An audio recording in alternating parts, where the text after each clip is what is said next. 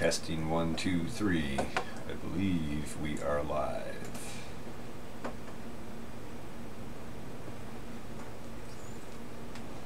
Looks like it.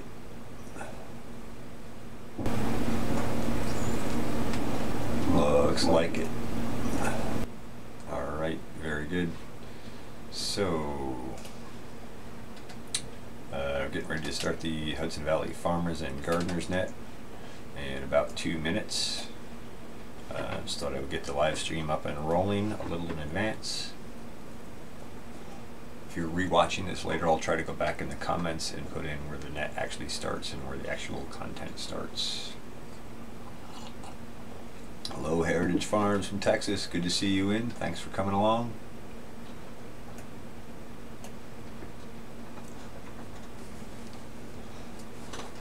My audio all okay? Everything sound okay? Look okay? Not buffering too heavy or anything.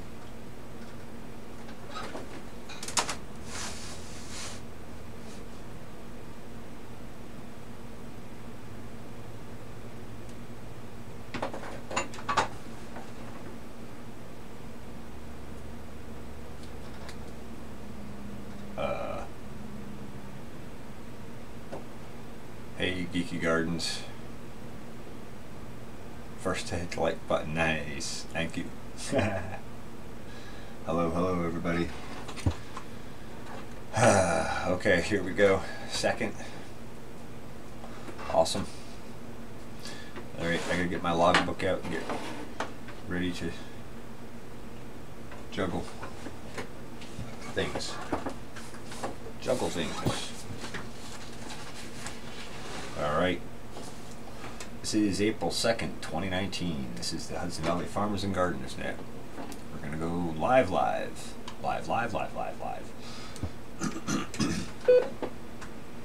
This is KD2 net control for the Hudson Valley Farmers and Gardeners Net. This net is sponsored by the Overlook Mountain Amateur Radio Club, located in beautiful Ulster County, New York. And this net is basically to get farmers and gardeners together and have good open discussions about farming and gardening and soils and microbiology and all topics related. That said, this is the beginning of the Hudson Valley Farmers and Gardeners Net. This net will break for any emergency or priority traffic, so please don't hold back in an emergency. When checking in, please give your call sign followed by your name and wait for me to repeat it back to you, and then we'll carry on. Alright, without further ado, this is KD2 net control of Hudson Valley Farmers and Gardeners Net. If there are any check-ins, please call now.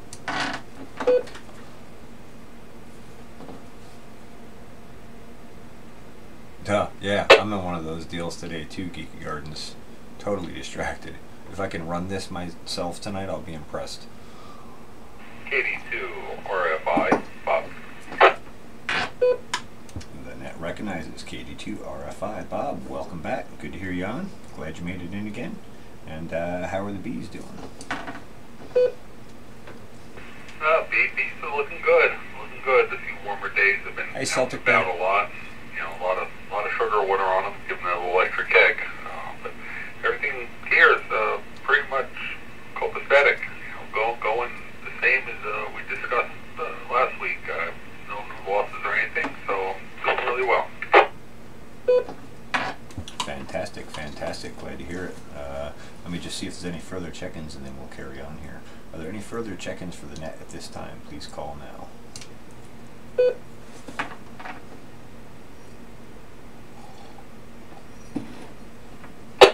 Alright, no further check-ins recognized at this time. Fantastic. Well, that sounds good. I wonder, Bob, do you go around and look at where your bees are going and what kind of resources they're scavenging? I was watching Frederick Dunn's channel on YouTube. He does all sorts of studies on like different watering things and all sorts of stuff. Anyway, you should check out his channel. Really interesting guy. But he was talking about you know, kind of watching what resources they go after and when and that kind of thing. So the last few days I kind of been paying attention to where they're going, and I see them going after a big pile of spruce chips. Looks like maybe they're going after some plant compounds out of that. They're going after the fresh spring water here from the ram pump from the overflow, and I've seen them in a couple of buckets too, sitting on top of tennis balls and using those to get water without drowning themselves. So I guess I wonder if you monitor that closely, or if you've been doing this long enough that you don't pay as much attention to it, or maybe you pay more attention to it. I'll put it back to you. I actually do. Like I said, I got 12 acres, and hello, Brandon. On my neighbor's property too much. I pretty much take a look around at what I have on my property, and I tend to monitor, what's flowering at the time and what's available to them. They're always looking for water.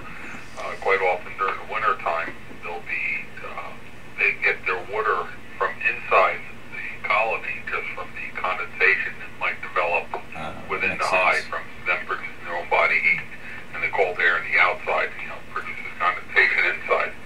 As far as right now, I saw somebody said the cherry trees are blooming. I don't see too much. I do see them picking at some of the corn dust occasionally, trying to get pollen out of the chicken feeder. But I definitely do wander around and try and pay attention to what they're feeding on. KD2 and control for the Hudson Valley Farmers and Gardeners Net. Oh, very good. Interesting. Yeah, I've, well, let's see, I told you what I noticed they were on so far this season. I do occasionally notice them in the maple trees going after the sap on that. That makes a lot of sense to me as well. Oh, here's a question I had for you. Frederick Dunn did a bunch of experiments with testing different waters, like spring water, purified water, and then different trace mineral salts, anything from sea salt to pink Himalayan salt. I wonder, do you put any supplements like that out for your bees?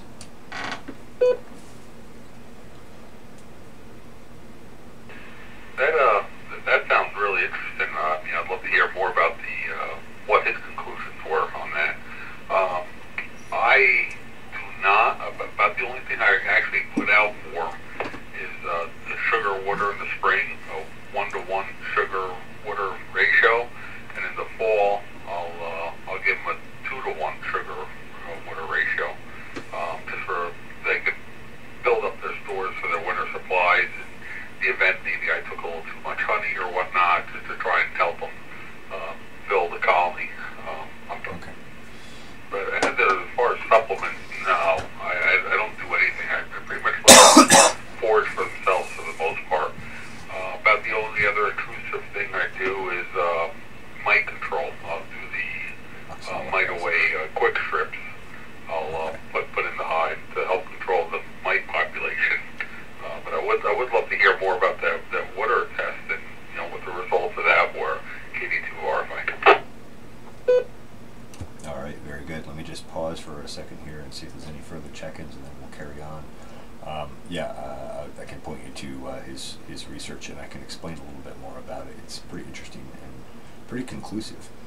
All right, this is KD2IN Control for the Hudson Valley Farmers and Gardeners Net. If there are any further check-ins at this time, please call now. KB2SBT.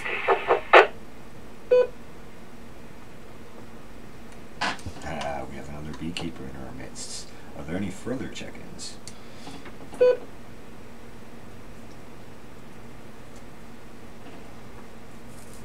No further check-ins recognized at this time. So the net would like to welcome KB2SBT Matt to the net. Matt is a beekeeper, and he lives about 2 miles from me, and we've been into amateur radio together for, I don't know, what, 25, maybe 30 years, Matt? Welcome to the Hudson Valley Farmers and Gardeners Net. I'm glad to have you all. Thanks, CJ. Yeah, I'd say that would be about right. Hey, 30 years. It's been a while. So, yeah, just checking in. I just caught the last part of that conversation there about the mite away strips, and I think that's pretty much the only thing that I use. That would be extra, say, except for the occasional hey, Mimsy. in the fall. Okay, and I guess a question for you would be: do you do 1-to-1 in the spring? I know you said you do feed in the spring occasionally in previous conversations, and then in the fall, do you do the 2-to-1, or does that change, or is it different from that? I'd say that's about right. 1-to-1 in the spring and 2-to-1 in the fall there. Okay, very good. And from what Bob said, I gather that the 1-to-1 in the spring is more just a direct feed, and the 2-to-1 in the fall is so they can actually store some of that in sugars, I guess. I'll put that question back to Bob, KD2RFI.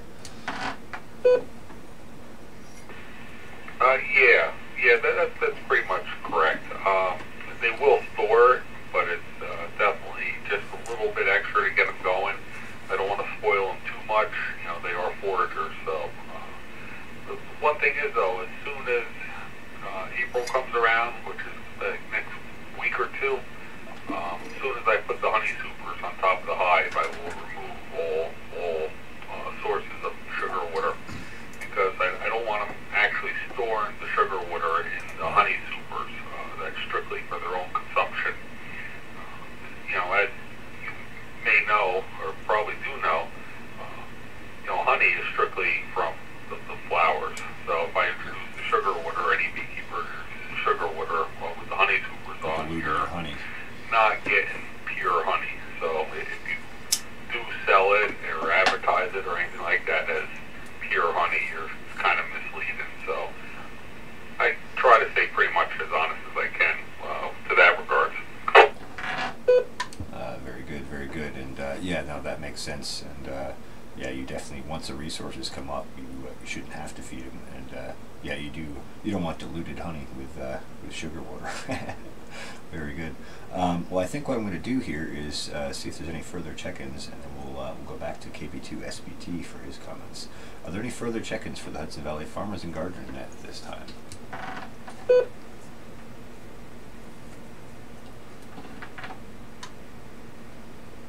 That sounds like a no, so KB2SBT, pick it up.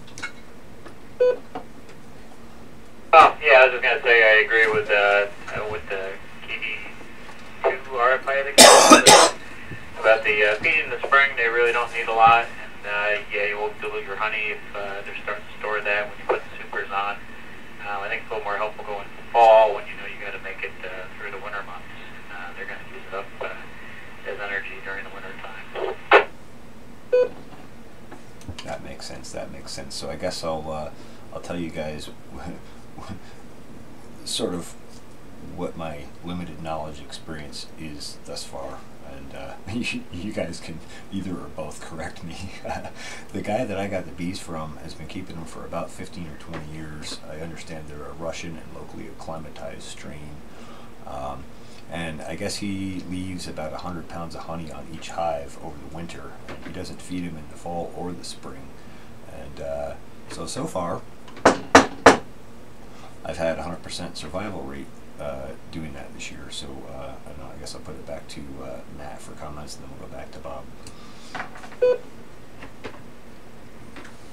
Yeah, well, yeah, if you leave enough honey in there, then they should be able to make it through the winter.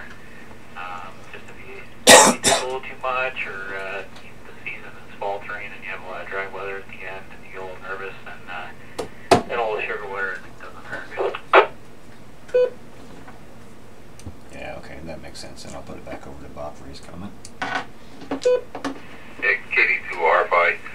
Yeah, definitely 100 pounds should get pretty much most any hive through the winter food-wise. I would definitely be interested in hearing from you, Matt, on how your survival rate was. I went in with 17 colonies. I came out of the winter with 15 viable.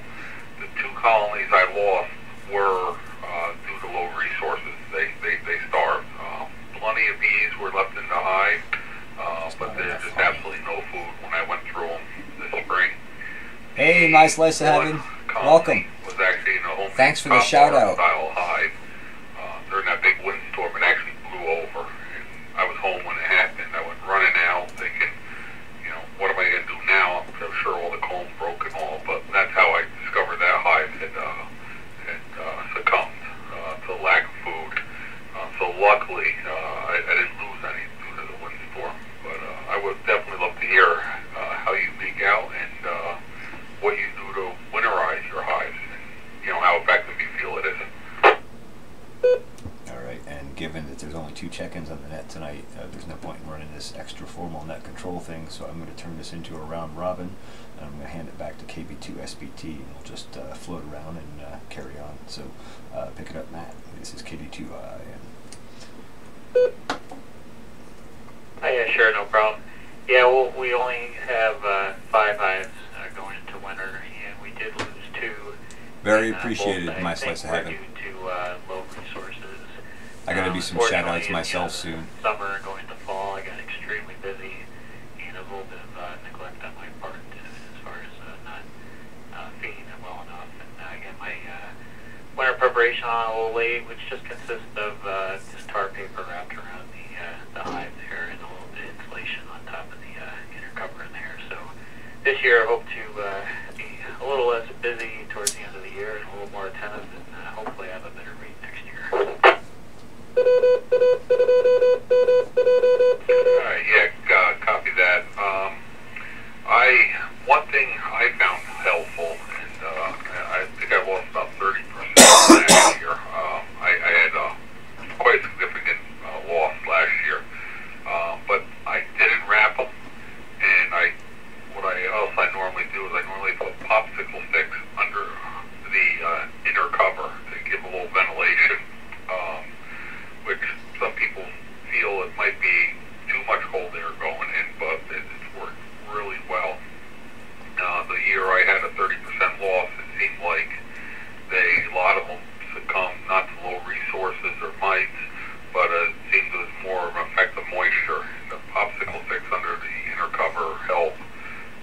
I did not wrap mine this year, but I did put the insulating boards on top of the hive in conjunction with the popsicle sticks.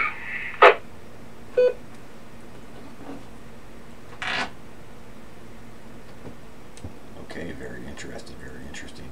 And I guess I'll just insert this here. This is KD2I and net control for the Hudson Valley Farmers and Gardeners Net. We were running round robin, so if there's other stations you want to check in, go ahead and jump in. I'm going to pass back over to KB2 SBT. Interesting on the popsicle sticks. I know I was told that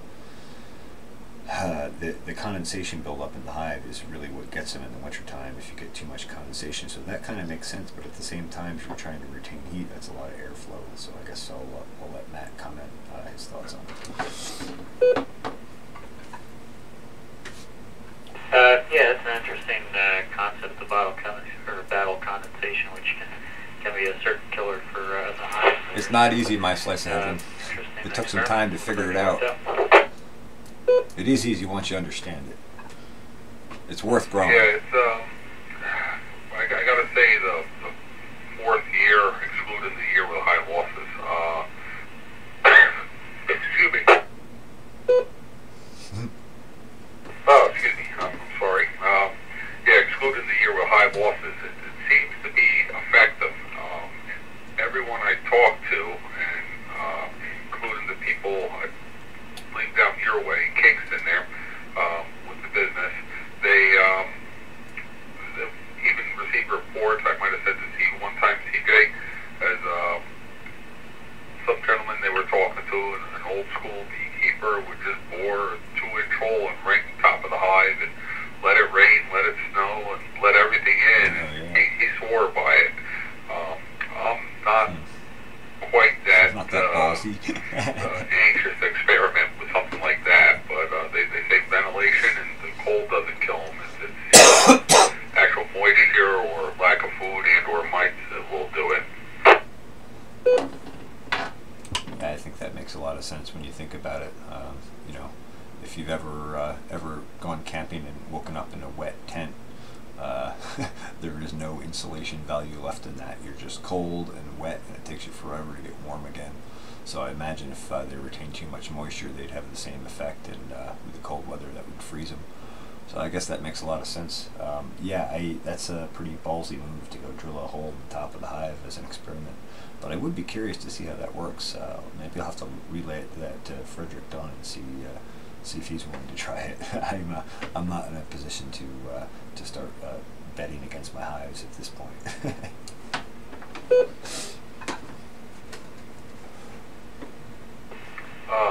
KD2 RFI. Nice, Kiki. One other thing I would like to try is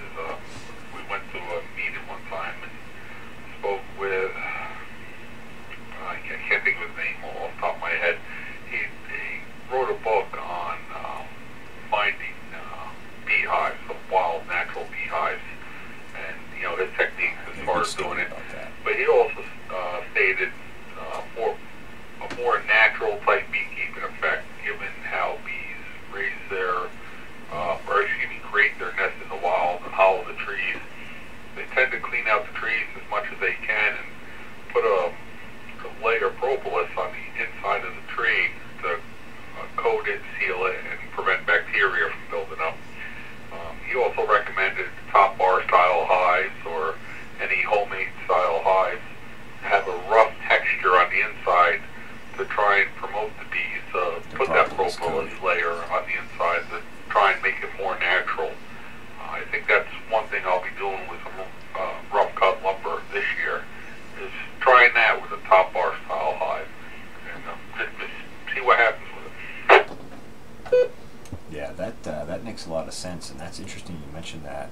There used to be a wild beehive back behind my parents. We used to go back to the neighboring property. It was a gravel pit, and behind the gravel pit was a bunch of fields that were they were mowed like once or twice a year for hay, but other than that, they were pretty quiet. And so the deer would go in there, and the foxes, and we'd go back and watch all the wildlife in there. But as you entered that field, there was one hollow tree there with a big wild honey beehive colony in it. I wish I had thought about that more as a kid and had a chance to study that a little closer. It would have been interesting to see them in the wild. The other place we had one was in the chimney at the farm up in the Catskills. We used to have, there was one in behind the chimney of the house, so you could actually, there was one bedroom there, you could tap on the wall and you could hear the bees get all excited when you tapped on the wall. So that was interesting. Anyway, I'll put it back to Matt and let him make his comments, and then I'll provide an opportunity for check-in. So KB2SBT, pick it up. This is KD2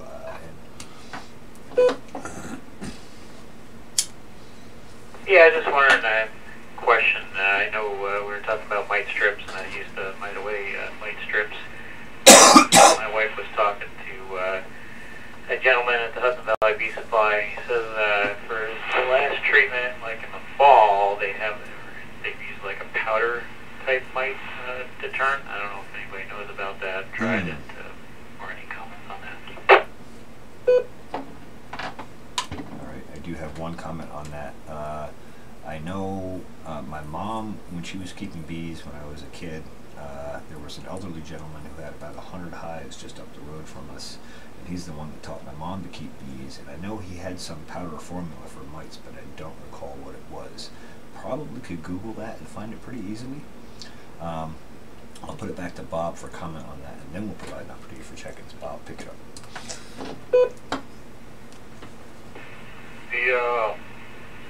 The only powder I knew of, or that I can recall, is that somebody used to think powdered sugar would help to knock the mites off bees. Outside of doing a mite check with a sugar shake. I know that is my slice of heaven. But I'm not familiar with any chemical type mite deterrent. I was wondering if either one of you have heard how effective that Hop Guard, I guess the new Hop Guard 2 was introduced, but I have not heard a whole lot about it. It was getting rave reviews initially, but then it kind of dropped off. So if somebody cares to comment on that after you check in CJ, I'm interested to hear about it. KD2R5. Alright, I have not heard of it. Real quick, this is KD2 and Net Control for the Hudson Valley Farmers and Gardeners Net. We're in open round robin mode. If there's any emergency or priority traffic, don't be afraid to break in. We will give priority. And are there any further check-ins for the net tonight?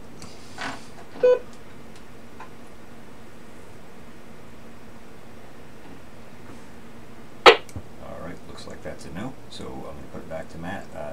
Any word on the Hop Guard?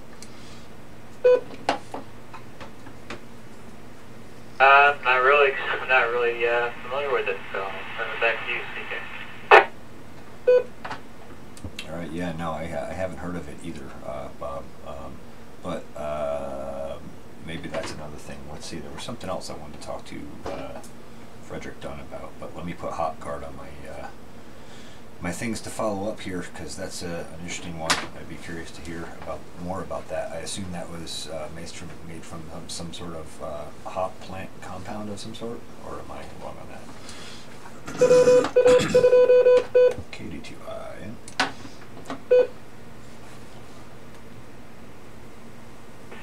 No, you're correct. It was the hops. Pretty much the same thing they make beer out of. It was a derivative of that.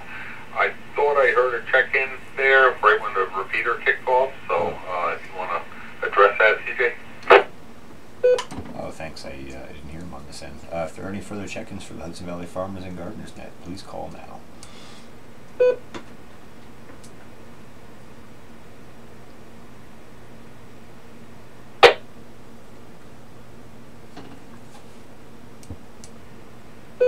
Alrighty, I guess not. Alright, so I'll put it back to Matt. I'm trying to think what that other thing was, but I'll let you guys carry on. Rock garden. Or something else. Well, I can go back. I guess I'll ask Bob. I know you. Is it just one top bar hive you've had, or have you had others in the past? And any success rate with that? I heard they're good, except for they could be a little bit hard on winterization part. Hot bar, did you say? Yeah, I've had mixed results with them. I've heard the winterization part's tough. I have one hive. It's made out of half-inch plywood, I believe, and I don't think I've made it. Might have made it one winter with them one year. And every year I'll put a swarm into them. If I catch a swarm, I'll put a swarm in and let them rebuild. The biggest problem I have with them is trying to get them to build comb straight. I have been totally unsuccessful with that. I do have one top bar hive, which is another interesting thing I'm kind of playing with. I made it out of all 2x6s or 2x lumber, and I've had amazing results with that. I've had that going for about 4 years now, and I have not lost the bees out of it yet. Of course, again, they don't build the comb straight, so every time I gotta go in and check, I wind up destroying a lot of comb, trying to inspect the hive. Okay. But you know, the 2x lumber seems to give a nice thick wall, the same as, like, I guess, the hollow of a tree would, and provide good insulating qualities for whatever reason, and probably a lack of condensation in it too. But like I said, they've been going 4 years now. Hey, no Redeemed mortality. Branch, how are you? That specific hive. Welcome. That sounds good. Yeah, maybe a little extra insulation there using the heavier lumber. CJ, I guess when I looked at the video of the bees that are over by Greg's farm, what the guy just described as bathtub hives, those kind of look like top bars to me. The ones he just uses kind of to do their own thing and cast off swarms. Is that what you picture it being as of now? Yes, I had to Google top bar hive, and I realized that's the same thing. Yeah, he'd think he was just calling them bathtub hives because they're kind of the shape of a bathtub, but I think he probably told me that those are actually technically top bar hives, but there's a lot of information to absorb at once. But yeah, that's what they are. That's what that is over there. There's two of them. I think one is dead. The other one seems to be alive and well. Somewhere on the YouTube channel here under the honeybee playlist, there's a video of those hives if you haven't checked those out yet, Matt. Okay, so you started a separate section for honeybees on your YouTube channel, KB2SB2. Yeah, I try to split everything into playlists so that people are after specific content, they can chase just that content, so they don't have to get diluted with, if you're into Raspberry Pi and not plants, you can just go to Raspberry Pi stuff and vice versa. And same for honeybees and all. So, yeah, I try to help kind of manage the categories so that people can follow it easily. But yeah, actually I'll dig you up a link after the stream here and shoot you a link if you want. 2 meter band, amateur radio, 146, 805 megahertz FM, frequency modulated. KD2 RFI. Yeah, I'd be interested also, I meant to ask earlier, Matt, who did you get those Russian bees off of, and how do you like them? I I hear they're pretty hardy in the winters. Well, I have to say I don't really have much else to compare them to, but having all the hives come through the winter is pretty good in my book. They came originally from the Rokeby estate down here, down toward, well, south of Tivoli, between Tivoli and the bridge approach. So they were there about 30 years, basically abandoned in a building. I guess they took over the entire section of that building. It was this huge, massive colony. And then they were split and swarmed off of that.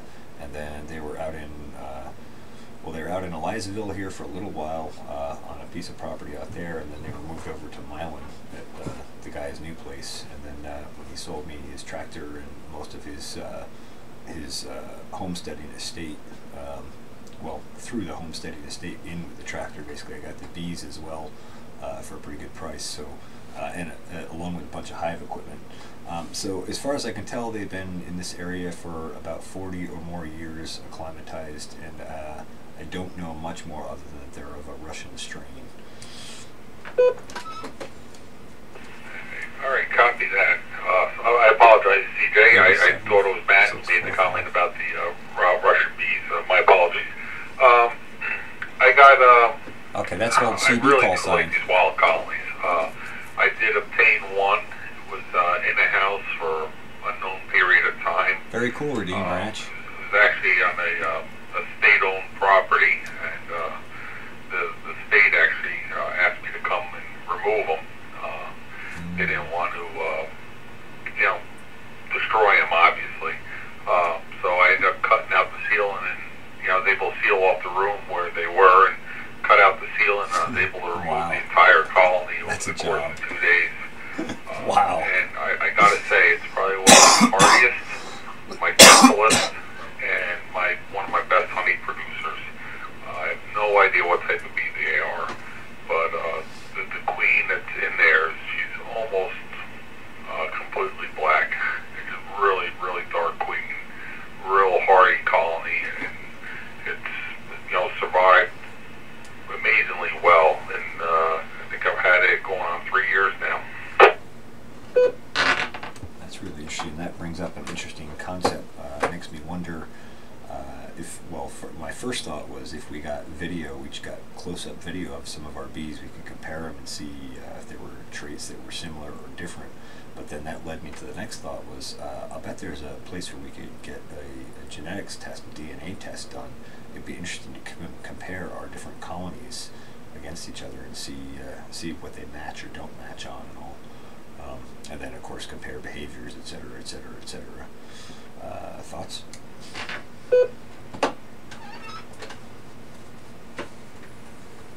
Kitty2RFI. I wonder if it's anything like 23 dogs. Yeah. Some of the healthiest breeds of dogs are mixed. It's not one specific. It's almost, I hate to bring up the topic of Africanized bees, but Africanized bees are starting to mix with other bees, and Africanized bees were really super aggressive, liked, and they tried to be crossbred due to their high honey production. So I wonder if, as having different bees in your bee yard and surrounding areas, if a whole diversified type of bee would be better for them to share the positive genetic qualities of them. As for getting them tested, I don't know any place that would actually genetically test it, but that would be interesting.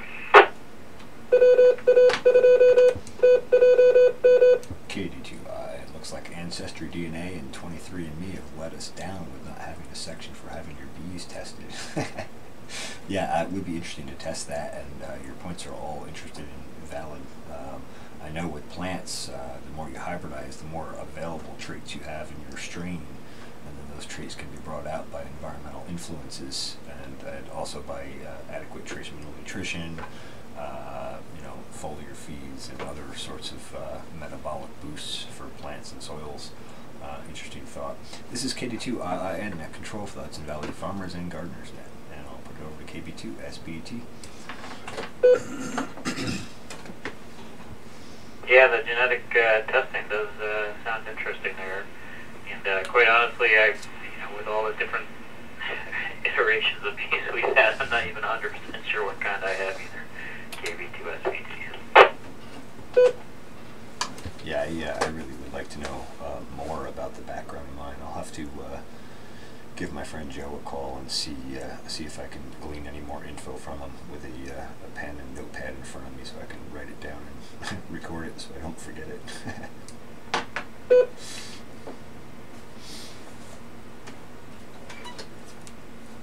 Well, that's where I kind of got to tip my hats off to the bee supply in Kingston there. Is, when I first got into the hobby, I went in expecting to buy one piece of equipment and spoke to them for about an hour and a half, talking about the topic, and I ended up walking out with nothing. So, I mean, they are kind of my go-to. Unfortunately, over the years, I've purchased so much and, got my bee yard to about the size I want it. I don't get down that way much anymore. And, plus in the process, I've also moved up county north, so I don't get there much, but they are a tremendous resource of information there, and they're very passionate about what they do. I don't know if your friend Joe is the same one who formerly used to work down there, CJ? I don't think he did, but I wouldn't put it out of the question. He's kind of a Renaissance man in many ways, interested in many similar things that I am, and all different things. And actually, he's also a licensed amateur radio operator as well. Anyway, yeah, I have heard excellent things about the Hudson Valley Bee Supply, and I haven't gotten my butt over there yet, but I plan to, and I'm trying to schedule a time to go over there when I know I'll have some time to talk to him, because I'm sure I'll have all sorts of questions, and I'm sure I'll have an excellent conversation. Everyone I've talked to about them has been excellent. So I'm also sharing their link, their website link out here on the live stream if anyone wants to go and check out their website and that sort of thing. They're over in Kingston. I think they're on 32 North or something like that. Anyway, yeah, it's supposed to be good. So it's interesting you went in to buy something and learned enough not to buy that thing, I guess. Well, it was from them, from Megan, who I spoke to in there, who told me not to, and I ended up walking out with nothing. But yeah, they're at the 209 overpass on Sauk Hill Road, right in front of TFSN Crane. Great people. I definitely recommend you get over there and check them out. By all means, you got my info in the QRZ. Tell them I sent you. They'll know who I am. I've been in there enough over the years. So they also have a bee club they run. I think they run a couple bee clubs actually. But the Catskill Mountain Beekeepers Club or something. So if you're interested, right. I know there's other clubs closer to you down your way as well. But again, like an amateur radio club, valuable asset and resource of information. Yep. For you to go and just learn on the topic. It's changing by leaps and bounds over the years, especially with the influence of mites. Back when my father did it, never even heard of mites. He took bees, he threw them in a box, and once or twice a year he collected honey. It was that easy. But now there's mite control treatments and the beetles and you got the other diseases coming through, wax moth, everything else that poses a problem. And supposedly there's a new mite strain coming through that's even tougher than these varroa mites. So that's something on the horizon we'll have to be looking at.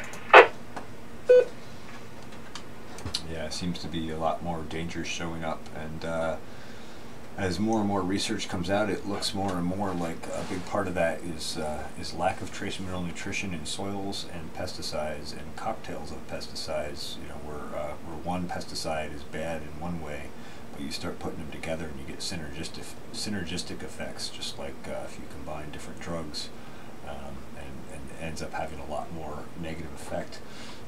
And from what I understand, the whole mite thing comes down to good immunity, and that's one of those things that I was going to go back to from our previous conversation about water quality and that video from Frederick Dunn. The video is called "Honeybees Choose Their Favorite Water Source. Do They Really Care?" And the YouTube channel is Frederick Dunn, and I'll also share the link here in the live stream. So I guess I'll put it over to Matt so we don't miss him in the rotation, and then let him throw it off to somebody else. This is KD2IIN. Thanks, CJ. I'm actually going to get some stuff to do, and I'm going to be making some noise. I'm going to check out for now, but I'll be monitoring, so I'll be clear and listening. Sounds good, Matt. Glad to have you aboard for the Farmers and Gardeners Net. What an excellent treat. Thanks for coming along, and I hope you have a good evening. And yeah, I'm about to wrap the net up shortly here anyway. So thanks for coming along. Much appreciated. And I'll put it back to Bob, KD2RFI.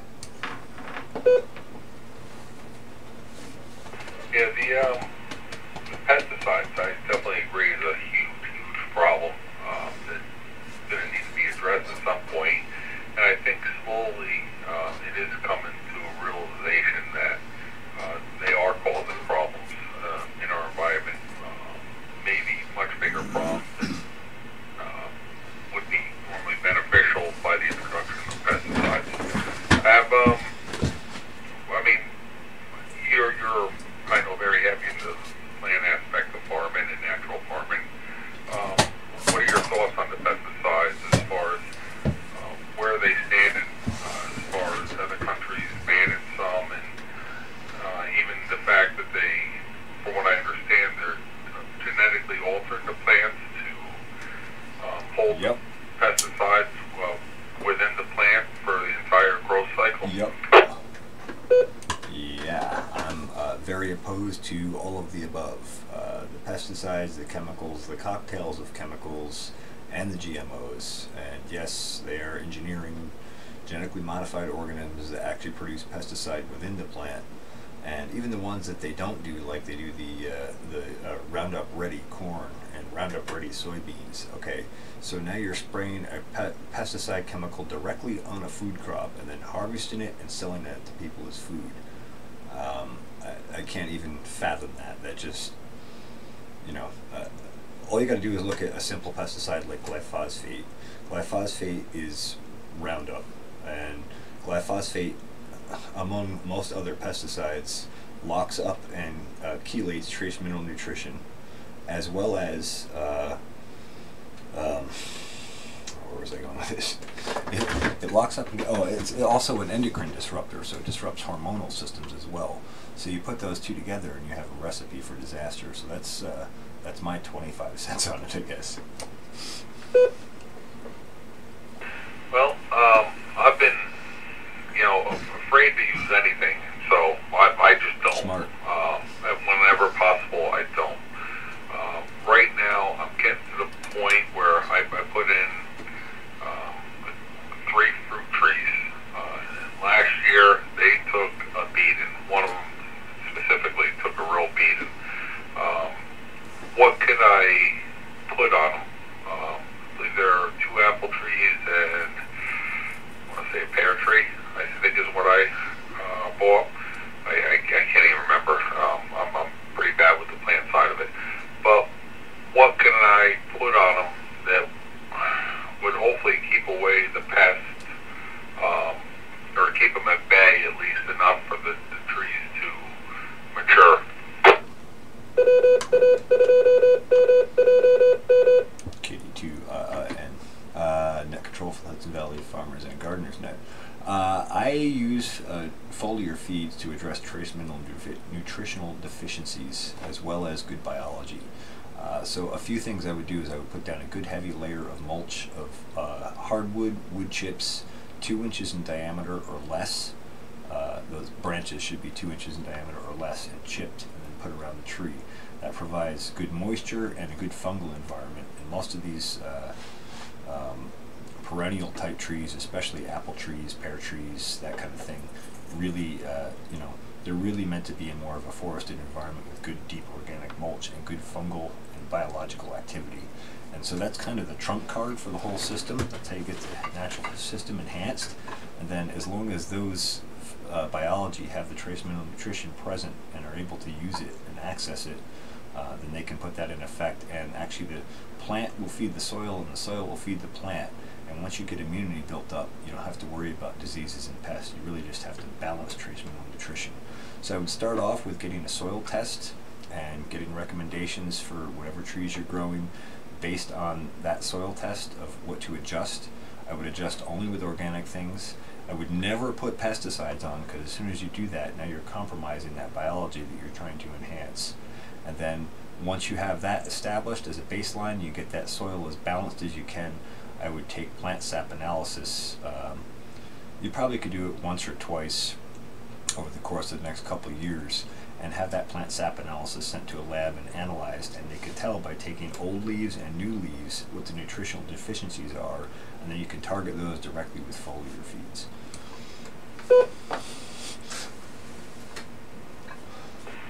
Wow, I gotta say, it's the first time I've ever heard of that being done, but I'm definitely much more in favor of it. I mean, that's kind of the same approach I would like to take with the bees. Yes. Honestly, I would like to not ever treat the bees for mites, because there is a lot of discussion on finding genetic qualities on bees and trying to raise bees in order to cleanse themselves of the mites and remove the mites from each other in the hives. So that's kind of the same approach that you're discussing with the tree. Basically build a stronger tree. Definitely. Okay, I will definitely go with that route. I am much more in favor of that one. Thank you. You're very welcome. You can find out a tremendous more information if you go to Advancing Eco Agriculture's YouTube channel. And they have a man named John Kempf founded and started that company, and they work primarily without pesticides, and they help farmers get soil and nutrition balanced, and you would be amazed at the yield increases and the pest and disease resistance that can be done through natural immunity by addressing deficiencies and imbalances in soil and plants. And once you get that system going, that natural system is very powerful. So a couple other comments along those lines. I know Paul Stamets is a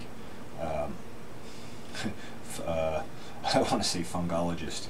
He studies fungi. I forget the term. Anyway, you should check out, he has a video on some experiments he's done with some of his honeybees, and where they were accessing a certain type of mushroom and how the immunity of the colony went up tremendously and the mite count went down. There are some new research coming out on that. I don't know if all of that's even all out yet, but that's definitely something worth checking out. Again, his name is Paul Stamets, and the other thing is that Frederick Dunn was talking about a tremendous immunity boost for his hives when he did that water experiment. He basically drilled that experiment down to using either a sea salt or a pink Himalayan salt at 1 teaspoon per quart, and putting that out as a water supplement for the bees, and then take that back and use that trace mineral nutrition. And I can tell you from my study of salts and trace minerals that the pink Himalayan salt has the most number of trace minerals. It has about 90 different trace minerals in it. And so each of those supports a different enzyme cofactor or other biological process. So if you have all those pieces there and available, a lot more can happen in the biological system. And then natural immunities can be used instead of trying to coat things with chemicals and prevent attacks.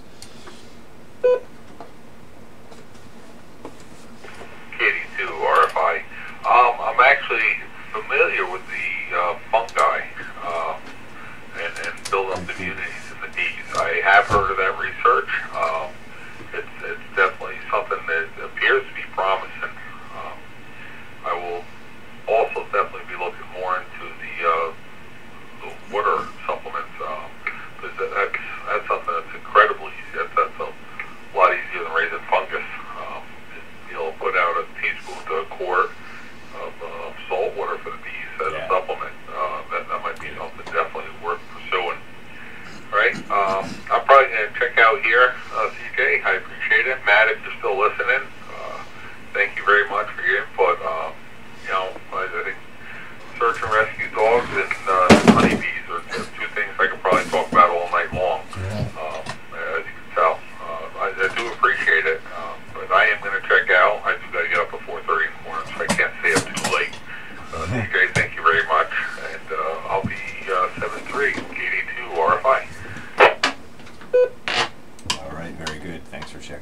Bob. Thanks for the excellent conversation, discussion, as always, greatly appreciated, and hope to see you again here next week. And yeah, we'll definitely have to pick it up on search and rescue and missing person stuff at some point. I'm sure we could go on for hours about that as well.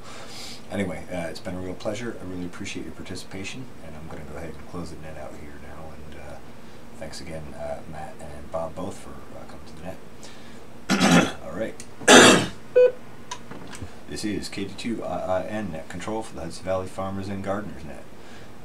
This net is sponsored by the Overlook Mountain Amateur Radio Club, located in beautiful Ulster County, New York. If you want to know more about our club, please visit our website at www.omarkclub.org. That's whiskey, whiskey, whiskey, Oscar, Mike, Alpha, Romeo, Charlie, Charlie, Lima, Uniform, Bravo, Oscar, Romeo, Golf. Thanks to all those participated. This is KD2IIN closing the net, returning this repeater to regular amateur use. This has been a session of the Hudson Valley Farmers and Gardeners Net, and we're on every Tuesday at 9:30 p.m. Also on this repeater is the Thursday night net at 8 p.m., usually run by Dave, K2JLV, so don't forget to check that out either. Thanks to all those who participated. The net is officially closed, and this repeater is back under general amateur use. KD2IIN. Mouthful. Alright, KD2RFI. CJ, once again, thank you for an excellent net. I appreciate the time you take to put out here every week, and I definitely am enjoying this one. Alright, I appreciate it. I love to talk on the bees and all, and getting feedback from you on everything else farming is extremely helpful. Matt, once again, thank you very much. It's good to hear another fellow beekeeper out there with me and CJ. All right, I appreciate it. You guys have a good night. KD2RFI, I'm clear. All right, 7-3 is Bob. Always a pleasure. KD2IIN is also clear. Alrighty, so that's the net for the week. And looks like we had some good discussion about bees. I hope that helps someone along the way. And Redeemed Ranch KB7645. That must have been a CB call sign, or was that an amateur radio call sign? If you're still out there. My Slice of Heaven, glad to see you in here. Redeemed Ranch, Geeky Gardens. I think I saw Morgan Brunson in here too before. No, Brandon Burnham. Hello, thank you. And Heritage Farms was here before as well. Hope I didn't miss anyone, but glad to have you all along. Yeah, my mom and I captured a couple of swarms when I was a kid. Well, I sort of helped. I was kind of too young to do a whole lot, but I got the smoker going and kind of provided supportive operations. They're pretty cool to see, My Slice of Heaven, but also scary if you've never seen one, because to see a big cluster of bees hanging on a tree branch and bees just everywhere, flying everywhere, it looks like an angry thing, but they actually usually won't bother you. They're usually pretty focused on scouting out a new place to live. But it's very interesting to watch. I'm hoping to get some video of that at some point. Hopefully not before I'm ready with a bee suit and some other supplies. I'd like to capture them if I see one. I'm going to be trying to split some of my hives, or maybe capture swarms off some of my hives this summer as well. I'm going to be setting up a few nuke hives. Those are like little hives just for capturing swarms in. So that'll be interesting. The bees is going to add a whole new awesome dimension to my channel here. I'm really looking forward to learning more about it. Moved into a trash can next to the gate. Took 2 weeks for a hive and bee suit to arrive. Got them the hive, but they didn't stay. Now we have yard art. Yeah, geeky. You know, it's like you can lead a horse to water, but you can't make them drink. Sometimes you hold their head under water, and they'd still rather drown than drink. Oh, you have videos of it. Are those on your YouTube channel? If so, I'll have to check those out. Hey, Seth's Adventures, how's it going? Thanks for coming in. Yeah, it took me a long time to come around to bees, My Slice of Heaven. Long time. I've wanted them for a long time, but I never had the money for them, and I didn't really feel I was ready. But this opportunity came up this fall. I got all the beehives and a whole bunch of equipment for a really good price, and I couldn't turn it down, so I did it. But now I got to learn that learning curve really fast. But fortunately, I know a lot of people that keep bees, so I have people to ask and kind of help teach me along.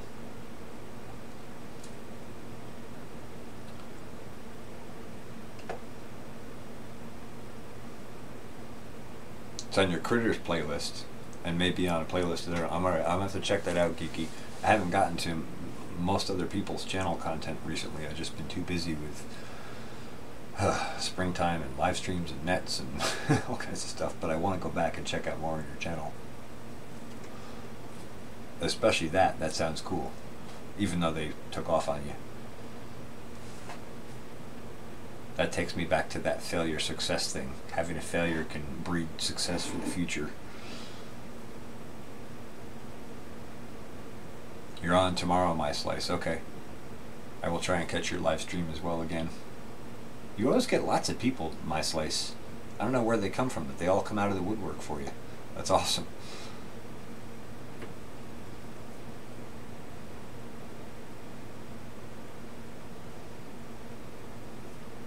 I'm hoping this one will grow over time. I mean, I think it will. Anyone have any comments or questions from the net?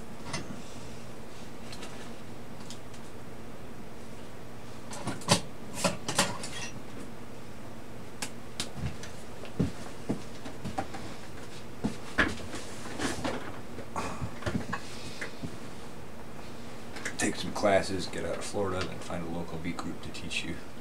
Okay, where are you going out of Florida? Like, are you going north? You're not crazy enough to come up here where it's cold, are you?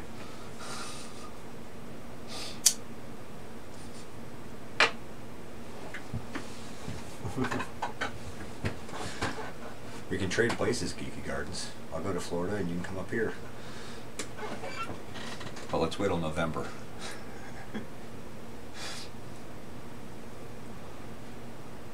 Bee groups and seminars in Missouri. Yeah, there's a lot of stuff around here too, I'm finding out.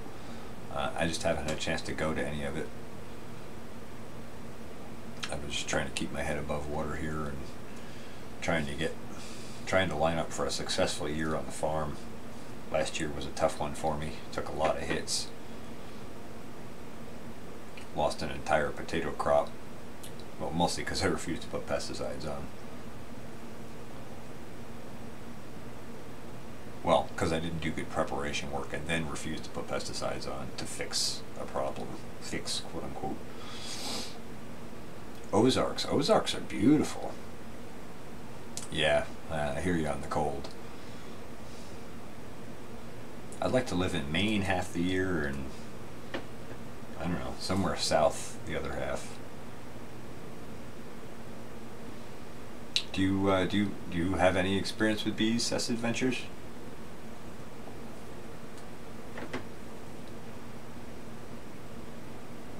Bees are really interesting to study. There you go, Geeky. Move next to my slice.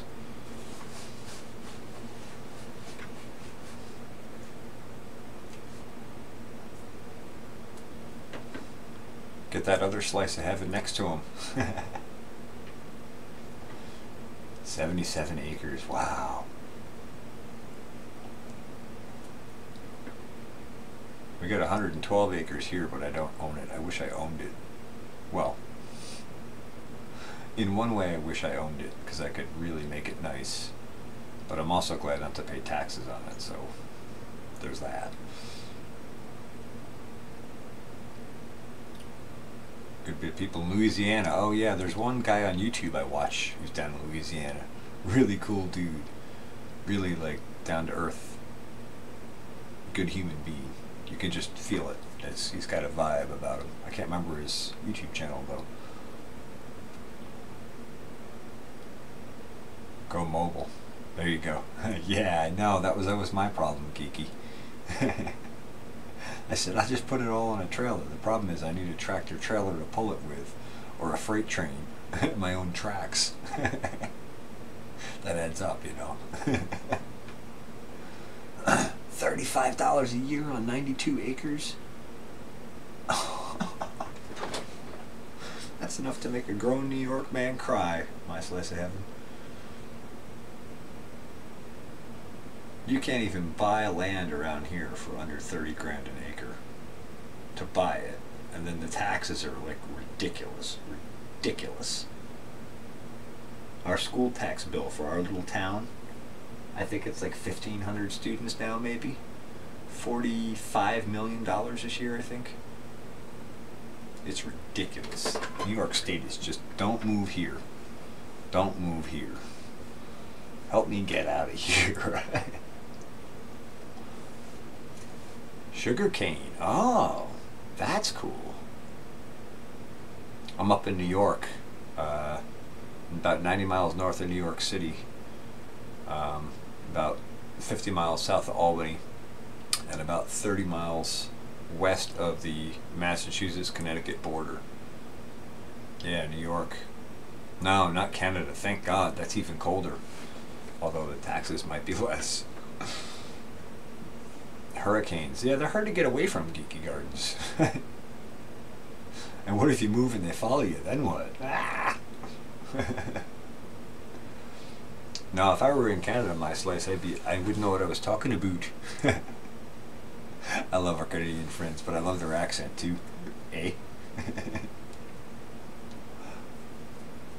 No, there you go. No hurricanes. 77 acres.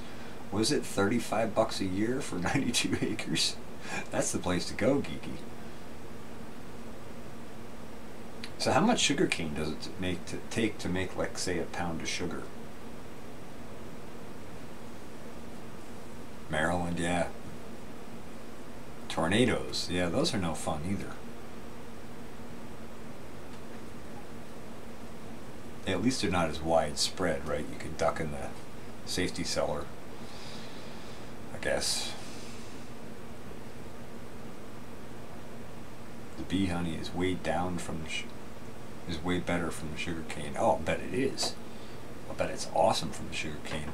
I just had some blueberry honey here that my uncle brought me back from Maine. See if you can see this. And this stuff, oh my God, it's just incredible. It's so good. So good. Let's see if I can just make sure that light isn't reflecting the wrong way on you. Anyway, blueberry honey. Blueberry wildflower honey. Oh, God, it's addictive. Well, you can see the jar's almost empty. I've had it since my birthday in February.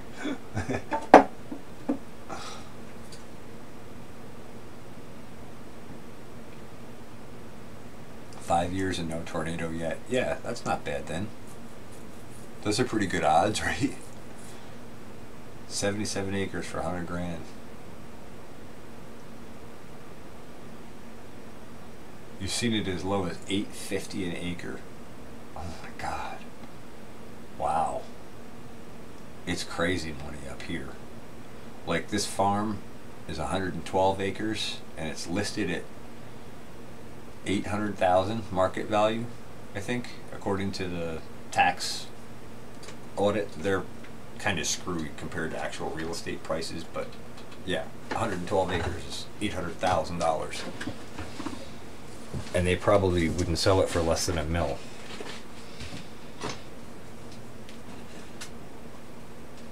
So that should give you some concept of how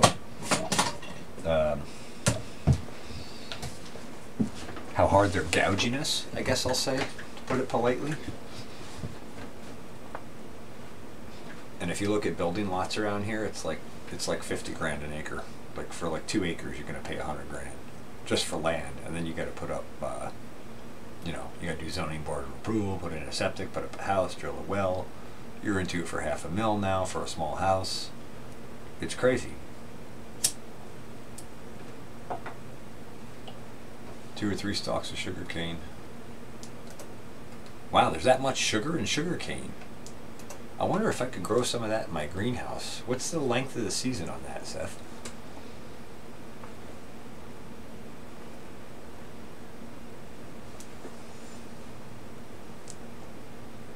Yeah, there you go, Geeky Gardens. Have a hot plug-and-play space to go. You can hot swap that, right?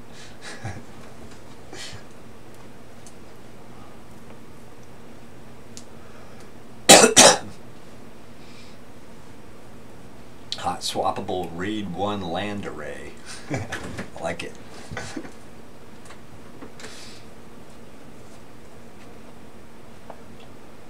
220 acres in New York for $160K. Yeah, that's got to be.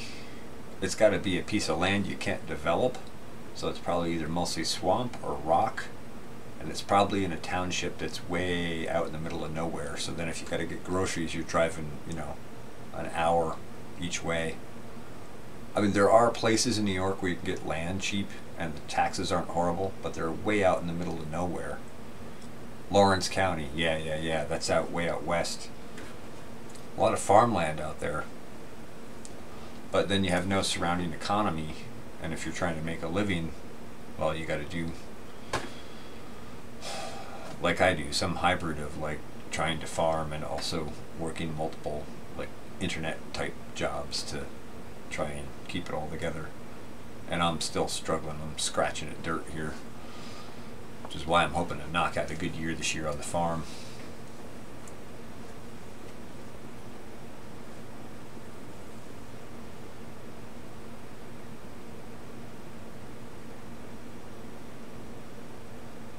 Yeah, there's, I know we looked at land a couple of years back up in Whitehall, which is like the south end of Lake George.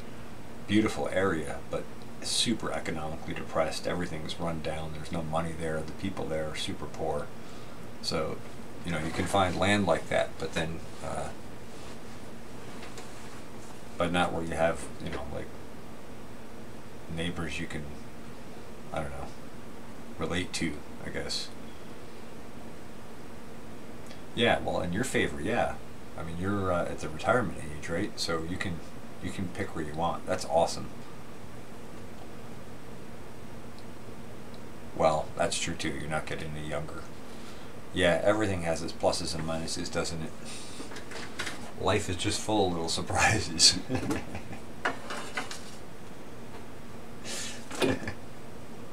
Well, when I'm older, I'll have more money. Yeah, but I won't be able to do things as well.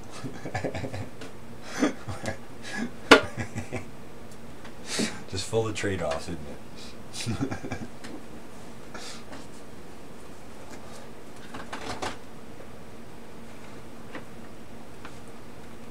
Yeah, I'll have to look into cane sugar. How is that propagated? Does anyone know how cane sugar is propagated? Is that by seed or by clone? It must be by seed, right? And where can you get seed? Can anyone tell me where to get seed? And what's the growing season? That was all closed except the pizza, ice cream shop, post office, and the gas station, restaurant. Actually, that's a good deal, my slice of heaven. The place we used to have our family farm, I was pretty upset when my parents sold it. Was 80 acres up in the Catskills in a little town called Delhi, New York, which is actually a SUNY New York college town, State University of New York college town. So it had like a Great American, a Grand Union, a Radio Shack. It had all your like basic shopping stuff, and it was like, I think it was like 10 minutes away max from the farm, which is in the middle of nowhere. The whole farm had spring-fed water. It had been our family for many generations. It was just an awesome piece of property. I was really upset when it sold, but you know, it had to go, I guess. But anyway, so you can find deals like that, but they're rare and few and far between. And then if what you needed, Delhi didn't have what you needed 20 miles away, was Oneonta, which is a bigger college town out in the Susquehanna region, and beautiful ride over there, and excellent, you know, restaurants, you name it, everything you could need there.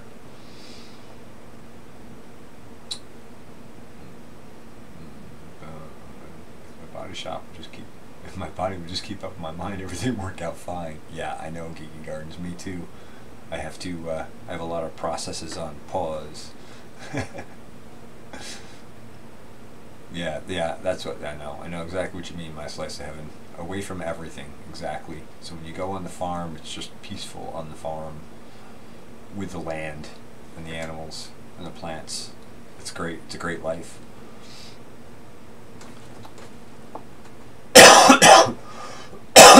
They plant them in August and harvest in December.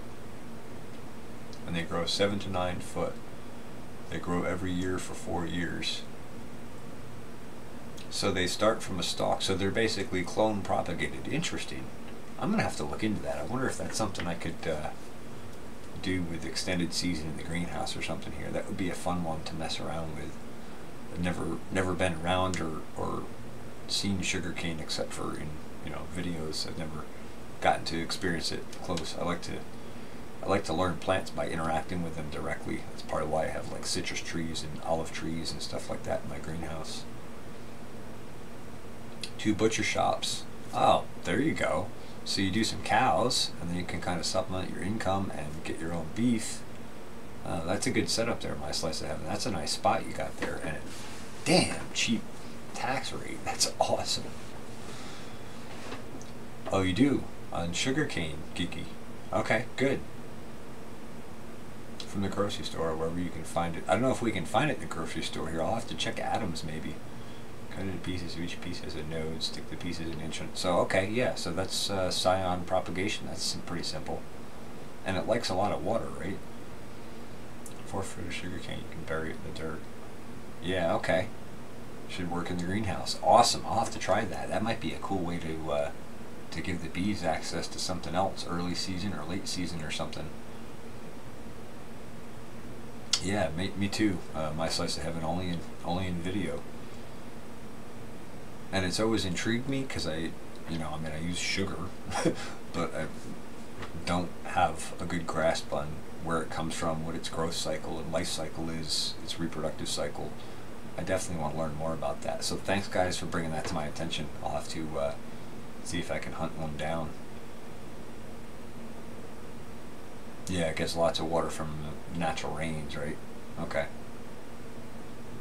5,000 acres of it in your backyard. Wow. Now, do they do the burn thing down there, Seth? I saw a documentary or something somewhere along the lines. They were saying that I guess the sugarcane is inhabited by all sorts of snakes, and then when they do the burn, they kill off all that wildlife. Is that really a common practice, or is that not entirely accurate information, shall we say?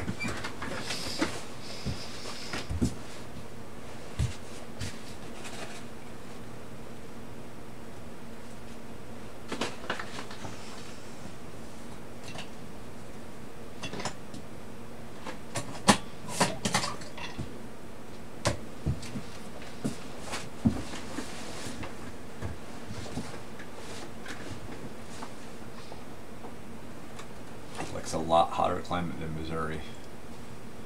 Better look at sorghum. You can send some? Really? Oh, that would be awesome, Seth. That would be really cool. Yeah, even just a stalk or two. Just something to start from.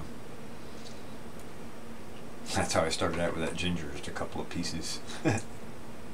I like starting with, like, the littlest seedling or clone or whatever, and, building it up to more and more.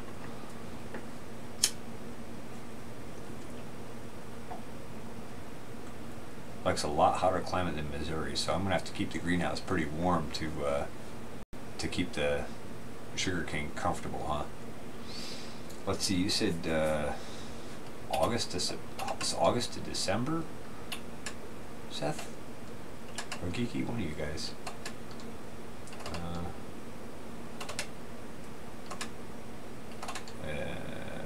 Going back too far. There it is. They plant in August and harvest in December. August, September, October, November, December. So it's a 5-month season. So if I wanted to mimic that here, maybe I'd start in like June here, and then June, July, August, September, October into the greenhouse to finish it September, October maybe, or maybe even August, September, October, end of August. That would be fun to play with.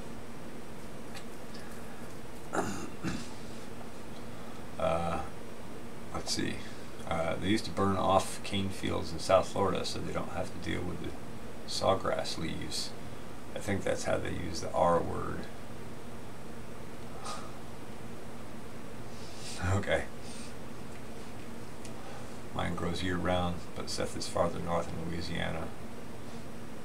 Louisiana, okay. Farther north, yeah. It's so weird for me to think of Louisiana as farther north than Florida, but yeah, now that I think of it, it is.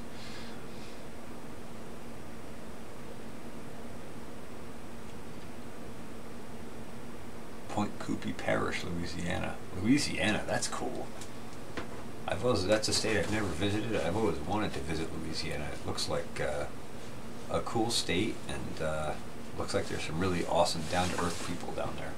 I've met people that came up here after the flood problems there in New Orleans. A lot of people that transplanted up here for a while. Oh, Roundup. Oh, that dirty, dirty word.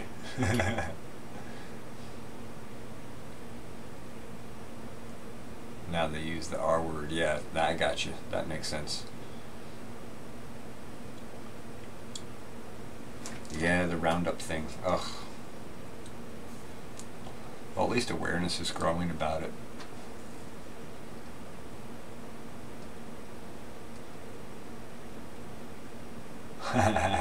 Yeah, Louisiana's definitely got Florida beat for swamps, huh? Even with the Everglades.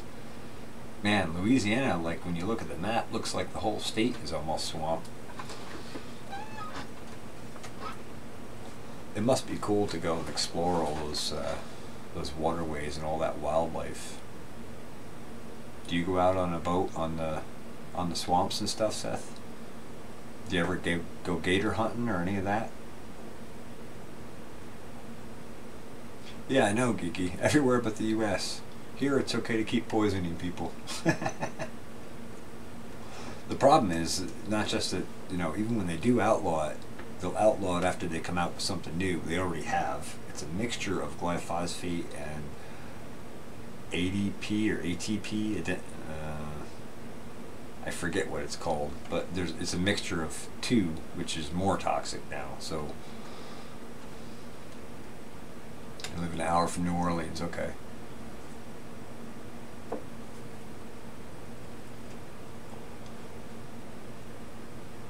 Ever go to Mardi Gras?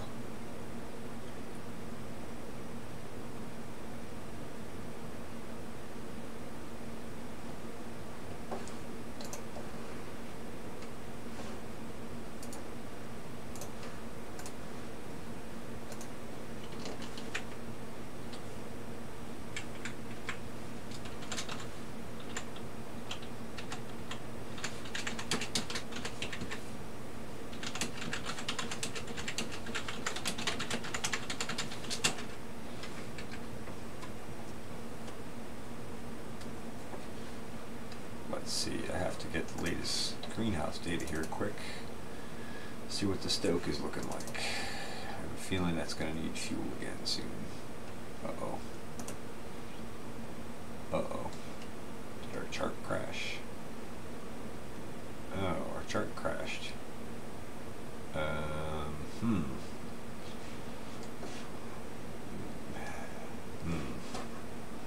Well, that's a pain. Let me see. Oh yeah, we're disconnected again. That's not good. Server's not responding. Alright, so I'm in a remote restart Pi here. Reboot. I don't know what happened. So anyway, it looks like I have to go and stoke the greenhouse, so I think we're going to have to close this live stream out shortly. Yeah, I know. Me too, my slice of heaven. I always wanted to go too, and now that I'm getting older, it's kind of like, whatever. Do I really need to go get hammered? Nah, not really. We need chemicals though, for sure, King, but I don't completely agree. Yeah. I mean, I imagine sugarcane's a tough crop to manage in a hot climate like that where everything grows at ridiculous rates. I feel like there's another way to manage it, but I don't know enough about it to really comment, so I'll just roll with you on that one, Seth. Took her to Bourbon Street, off-season, wasn't impressed. Well, you know. They have bugs that kill the cane. Okay. Hey, 2.5 acres, what's up? Oh man. Sucks, I was just getting ready to close the stream out. But I'm glad you made it in. Yeah, that's the thing. Like, you look back before the 50s, before they started doing ammonium nitrate fertilizers and the chemical industry got going and selling all sorts of crap. Everybody grew their food without all those chemicals, and people lived a lot longer, and they lived better, healthier lives a lot longer. They didn't live from 60 to 90 with heart disease and arthritis and all these low quality of life results of chemicals and toxins in our food supply.